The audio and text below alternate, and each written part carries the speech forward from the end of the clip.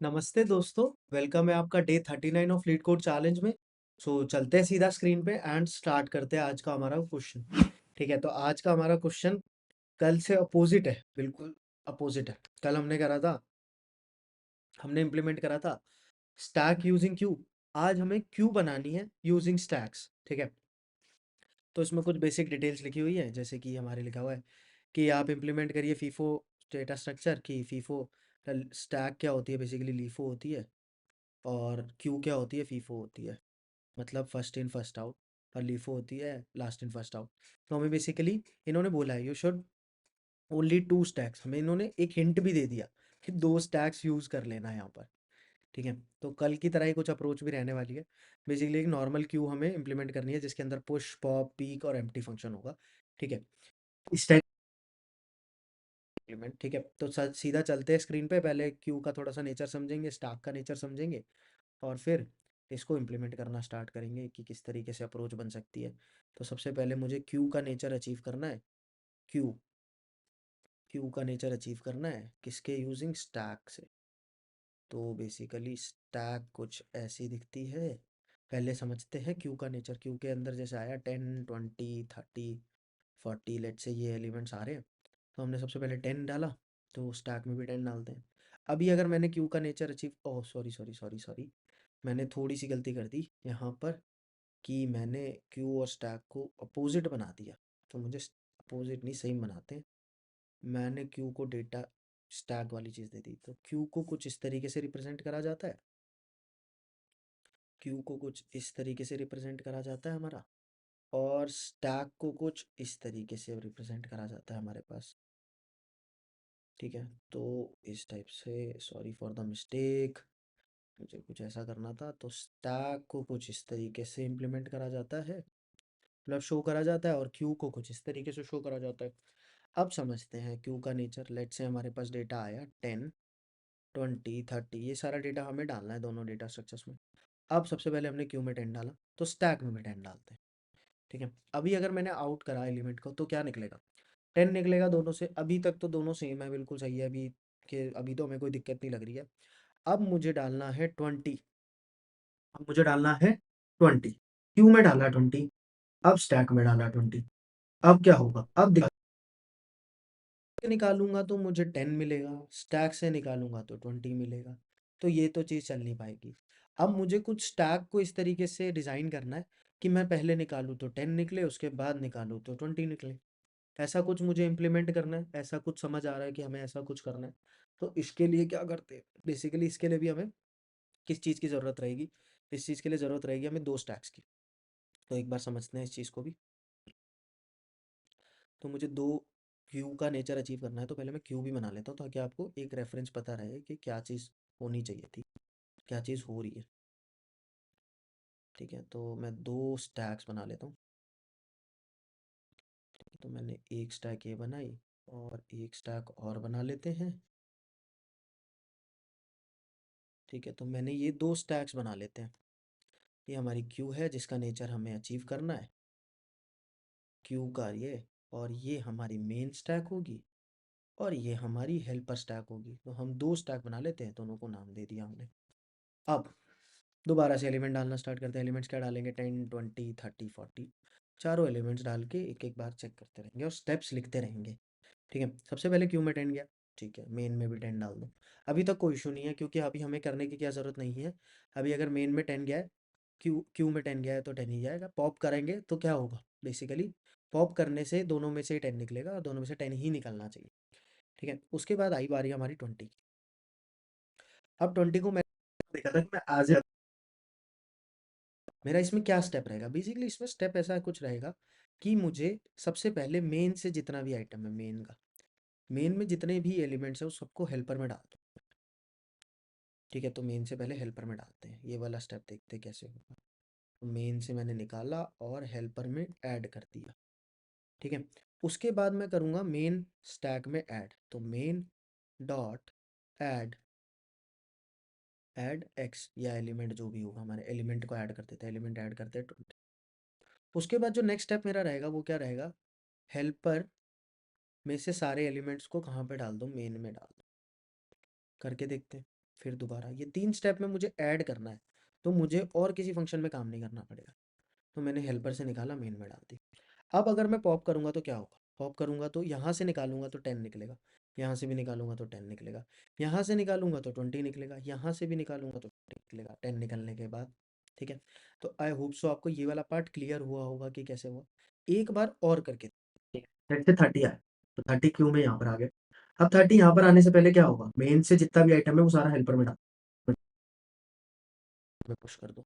Main से 10 निकला और हेल्पर में जाकर चला गया।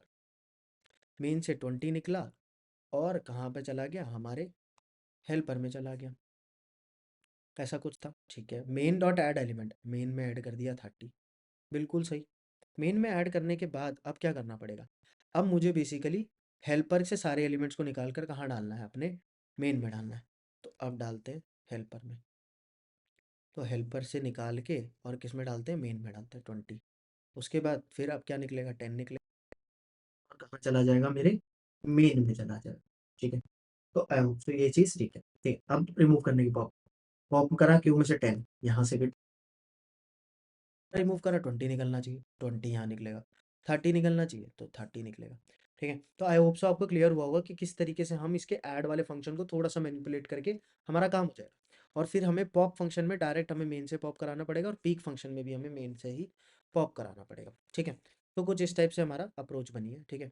इसको जाके लिखते हैं। सबसे पहले क्या करना है? हमें मेन से हेल्पर में डालना है, मेन फिर मेन में ऐड करना है एलिमेंट को, फिर हेल्पर से मेन में डाल देना है, ठीक है। तो इन चीज़ों को लिखते हैं। अब हमें क्या है? बेसिकली स्टैक बनानी है दो। सबसे पहले तो मैं आ गया इस फंक्शन में, इसमें हमें कंस्ट्रक्टर दिया हुआ है, पुश दिया हुआ है, पॉप, पीक और एम्प्टी, ठीक है। तो सबसे पहले मुझे क्या इंप्लीमेंट करना है? सबसे पहले मुझे दो स्टैक्स बनानी है, तो दो स्टैक्स बनाते हैं। मैं दोनों स्टैक्स को फिर से प्राइवेट बनाऊंगा। प्राइवेट क्यों बनाना है?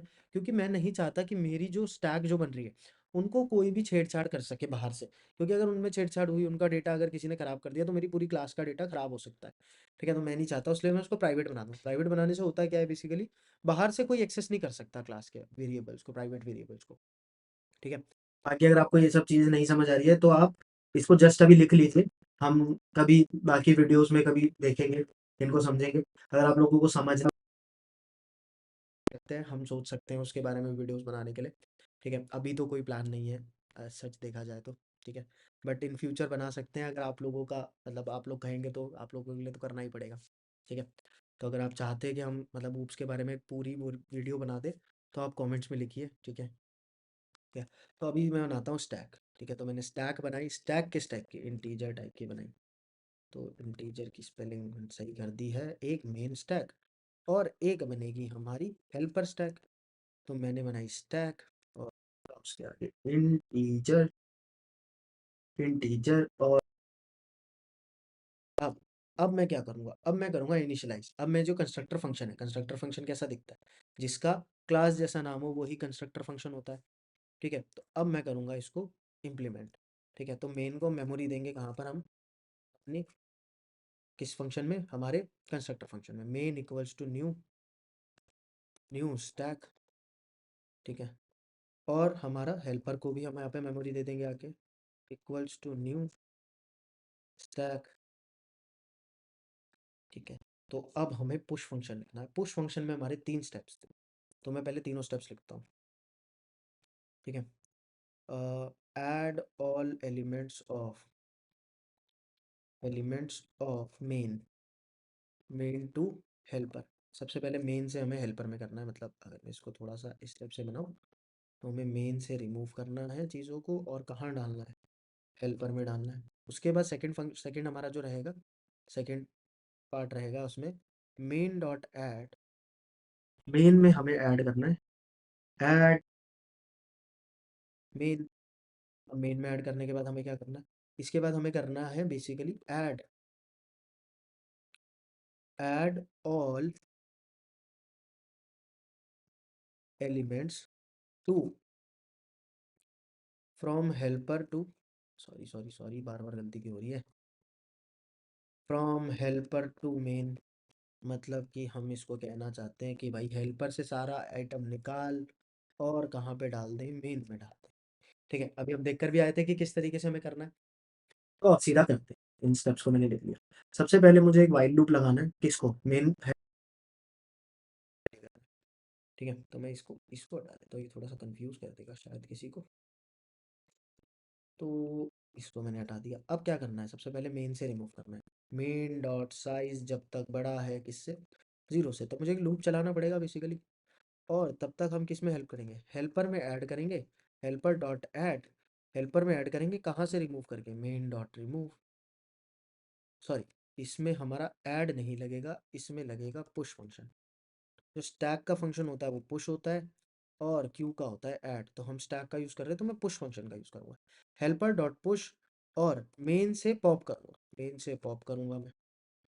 आई होप सो आपको क्लियर होगा। मैंने क्या करा बेसिकली, मेन से पॉप करा, जो एलिमेंट आएगा वो यहाँ आएगा, उसको हेल्पर में पुश कर दिया। ऐड एक्स टू मेन, अब एक्स एलिमेंट जो है हमारा उसको मेन में पुश करना है। तो main dot push x, x में एक्स को पुश कर दिया, कहाँ पर, हमारे एलिमेंट में। अब इसके बाद क्या होगा, हेल्पर, अब क्या करना है, हेल्पर में जितने एलिमेंट्स आए थे उन सबको दोबारा मेन में पुश कर दो। वाइल मैंने लिखा helper dot size is greater than zero. Helper जो है उसका साइज जब तक जीरो ना हो जाए तब तक क्या करो, मेन में ऐड करो, मेन में सॉरी सॉरी मेन में पुश करो, और हेल्पर से पॉप करो। हेल्पर डॉट पॉप, हेल्पर से पॉप कर दो आप। ठीक है, तो आई होप सो आपको ये क्लियर हुआ होगा कि किस तरीके से मैंने लिखा, कोड काफ़ी इजी था। ठीक है, अब पॉप करना है। पॉप अगर हमारा देखो, जब हमारा जो उसमें था, हमने देखा था कि पॉप तो हम हमारे थे मेन से, तो मैं यहाँ पे डायरेक्ट रिटर्न कर दूंगा, रिटर्न मेन डॉट पॉप। ठीक है, मेन से पॉप कर दो। पीक देखनी है तो भी क्या देख लो, मेन की पीक देख लो, क्योंकि मेन की पीक पे वही एलिमेंट पड़ा है जो निकलना चाहिए। और इस एम्प्टी फंक्शन, अब इस एम्प्टी फंक्शन को देखो हम किस तरीके से लिखते हैं, तो स्मार्टली लिखते हैं इसको। तो मैंने लिखा मेन डॉट साइज अगर इक्वल्स टू है जीरो की। अब क्या होता है बेसिकली, अगर किसी को नहीं आ रहा है ये चीज़ समझ में कि मैंने ऐसे कैसे लिख दिया, तो ये होता है एक बुलियन एक्सप्रेशन। किसको क्या कहते हैं, एक बुलियन एक्सप्रेशन कहते हैं। अब अगर मेन डॉट साइज जीरो होगा तो ये किस में कन्वर्ट हो जाएगा, ट्रू में। ये ट्रू देगा हमें, ठीक है। और अगर ये इक्वल, मेन डॉट से मेन का साइज जीरो नहीं है, कुछ इक्वल टू जीरो नहीं होता, तो ये किस में कन्वर्ट हो जाएगा, हमारा फॉल्स में। ठीक है, तो कुछ इस टाइप से ये काम करता है। ठीक है, तो आई होप सो आपको ये क्लियर हुआ होगा कि किस तरीके से मैंने ये वाला पार्ट लिख पाया मैं। ठीक है, अब क्या करेंगे हम, ठीक है, अब एक बार इसको रन करके देखते हैं, सब कुछ ठीक ही लग रहा है, कुछ गलती होगी तो देख लेंगे। ठीक है, बाकी वैसे तो सही लग रहा है सब कुछ। तो एक्सेप्ट हो गया, एक बार सबमिट करके देख लेते हैं, सबमिट हो गया तो हम इसका ड्राई रन कर लेंगे। तो सबमिट भी हो गया। ठीक है, अब हम करते हैं इसका ड्राई रन। तो ड्राई रन करने के लिए मैं चला सीधा अपने वाइट बोर्ड पे। वाइट बोर्ड पर आने के बाद अब मुझे करना है इसको थोड़ा सा बड़ा, और फिर करते हैं इसका ड्राई रन। ठीक है, तो मेन यही चाहिए, यही फंक्शन है, तो मैं इसी को लेकर आया हूँ। ठीक है, ताकि आप लोगों को समझ आ सके। तो सबसे पहले मैं बना लेता हूँ एक, सबसे पहले तो क्यू बना लेता हूँ, क्योंकि मुझे क्यू का इम्प्लीमेंट करना था। तो क्यू जस्ट रेफरेंस के लिए कि क्या एलिमेंट निकलना चाहिए था और क्या निकल रहा है, वो चीज़ें देखने के लिए कि कैसे एलिमेंट हम अचीव भी कर पा रहे हैं कि नहीं। तो मैंने ट्राई रन के लिए ये सब चीज़ें बना ली है। ठीक है, तो कुछ इस टाइप से मैंने लिखा।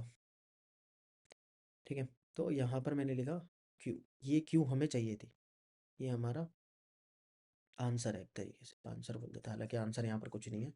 ठीक है, और हमने बनाई एक स्टैक मेन, और एक स्टैक बनाई हमने हेल्पर। फिर से डेटा को पुश करके देखते हैं, डेटा है हमारे पास 10 20 30 40। तो ये सारा हमारे पास डेटा है। सबसे पहले मेन एक नई स्टैक बनी, हेल्पर एक नई स्टैक बनी, क्या आएगा 10। क्यों, में तो डायरेक्ट 10 ऑर्डर, यहाँ पर जीरो ग्रेटर देन जीरो होता है। ठीक है, मेन में आया पुश होने के लिए, तो ये तो चलेगा ही नहीं, लूप ही नहीं चला। Main dot push x, main में पुश कर दिया मैंने 10। ठीक है, तो ये वाला मेरा आइटम पुश हो चुका। अब helper dot size greater than, helper के साइज अभी जीरो ही है, तो ये वाला कोड भी नहीं चलेगा। ठीक है, तो अभी हमारा सिर्फ कौन सा चला, ये वाला पार्ट चला। ठीक है, अगर अभी किसी ने पॉप करने की कोशिश करी तो क्या पॉप होगा, पॉप होगा बेसिकली 10 ही होना चाहिए था, दोनों जगह से 10 होगा, तो पहली पार्ट में तो कोई दिक्कत है ही नहीं। अब बात आती है 20 की, 20 क्यू में तो डायरेक्ट पॉप, क्यू का नेचर अचीव करना है तो क्यू में तो डायरेक्ट डाल देंगे। 20 में आया है यहाँ पर एक्स, कि भाई मैं आना चाहता हूँ। अब इस जब तक जीरो नहीं हो जाता तब तक हेल्पर में पुश करते रहो, कौन से एलिमेंट्स, मेन से पॉप करके।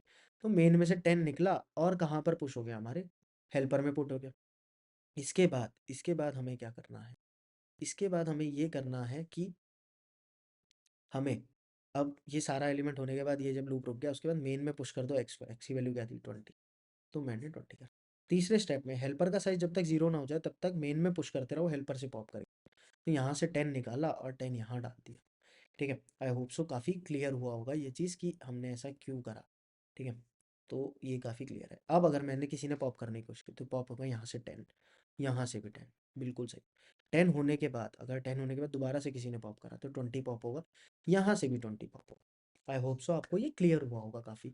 हम एक बार और करके देख लेते हैं इनकेस अगर किसी को भी डाउट था इसमें तो।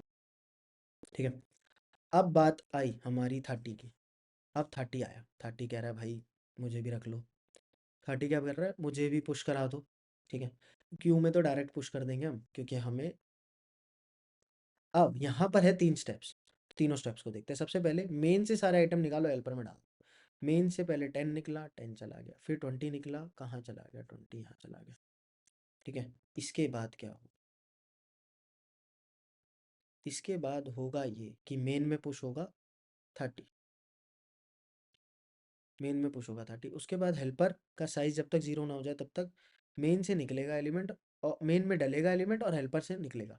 हेल्पर से 20 निकला पहले, फिर हमारा क्या निकला 10 निकला। ठीक है, तो ये हमारी हेल्पर खाली हो गई, हेल्पर खाली हो गई तो लूप रुक गया। और अब दोबारा से देख लेते हैं क्या।